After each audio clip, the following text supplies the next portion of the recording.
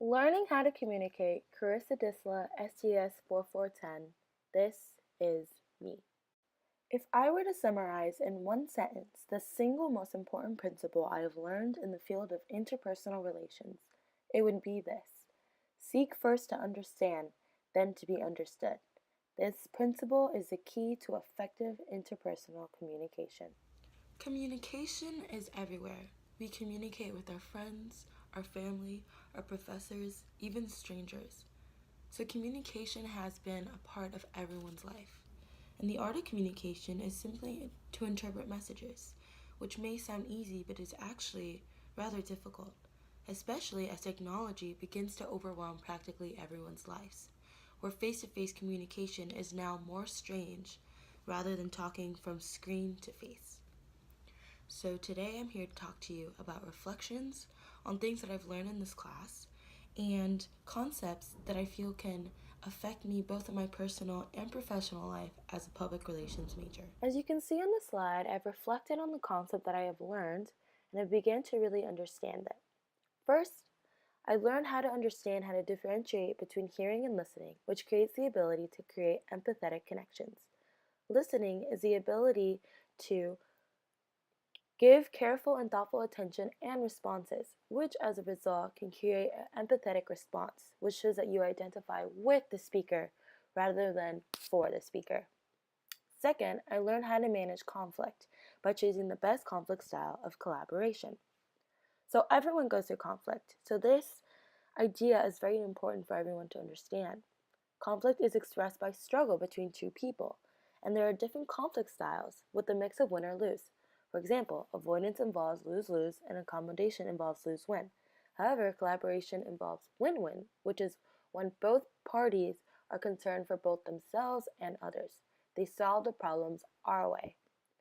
Third, I've learned about self-disclosure and how this must be done positively and productively, making sure to emphasize on self-honesty.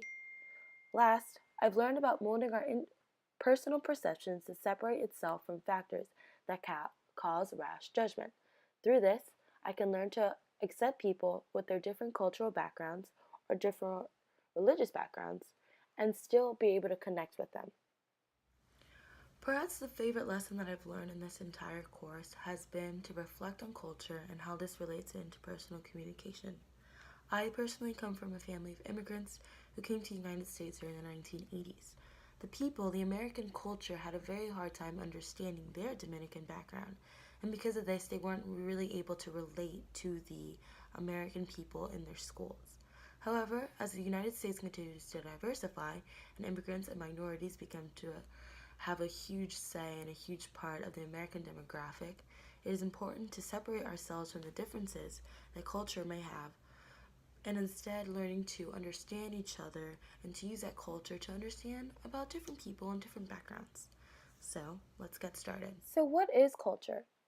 Culture is the language, beliefs, traditions, and customs people share and learn. It sets us apart, but that doesn't mean we have to be disconnected. In an ever changing and globalizing world, it is important to move beyond culture and learn how to communicate despite differences. And we do this by developing our intercultural communication competence. So, intercultural communication is a process that occurs when two members of a society of different cultures exchange messages in a manner that's influenced by their cultural perceptions. But we must learn to have competence on this kind of communication. So, some factors include motivation and attitude, tolerance for ambiguity, and knowledge and skill, and patience and perseverance. But I would like to focus on open mindedness. Open mindedness is when we are open to people's cultures, and it aims to dispel ethnocentrism, prejudice, and stereotyping. It helps us to learn and to accept new and different cultures, which facilitates communication. So, in order to be competent with communicating with those that are different from us, we need to learn to be open minded to their different beliefs and their different ways of living life. So, throughout this course, I've realized that my communication skills may not be as amazing as I thought they were. So, some self assessments include learning how to build my self disclosure, understanding the role of conflict management, differentiating between sympathizing and empathizing, and learning how to separate myself from cultural and life experiences in order to really connect with those around me. So I can use these skills in my personal life. So first, I can learn that attentive listening can create empathetic listening and responses. And as a result, that helps me better communicate and connect with those around me.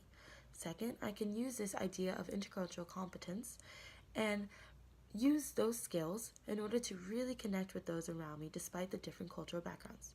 Next, I can learn that self disclosure is positive and that connecting with people in a personal life, in a personal manner, with having those raw emotions is okay and that it's positive. And next, I need to learn that empathetic listening can be a lifestyle and that I can use that to connect with those around me. And then I can use this in my professional life. I'm a public relations major, so strategic communication will always be a part of me as a person. So I can use this by learning to have effective conflict management, to always aim for a collaboration and result where everyone is happy and it is a solution that helps everyone, both myself and the person I'm working with. Second, I need to learn how to use effective communication by learning how to have strategic listening. To be able to listen and have attentive listening is the first step in being able to have and develop a great communications plan. So the question to leave with today is, are you really communicating or are you simply just talking?